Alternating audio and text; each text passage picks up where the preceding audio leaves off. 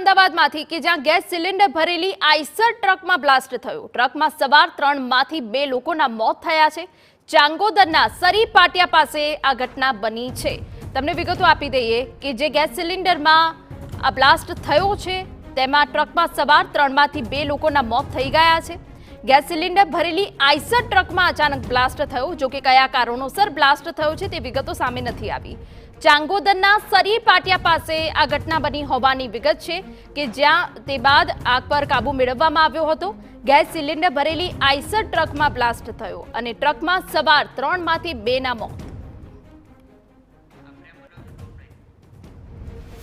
તો ચાંગોદરના સરી પાટિયા પાસે આ બનાવ બન્યો જ્યાં ગેસ સિલિન્ડર ભરેલી આઈસર ટ્રકમાં બ્લાસ્ટ થયો। કયો કારણોસર બ્લાસ્ટ થયો છે તે સ્પષ્ટ નથી થયું, પરંતુ ટ્રકમાં સવાર 3માંથી 2 લોકોના મોત થયા હોવાના અહેવાલ।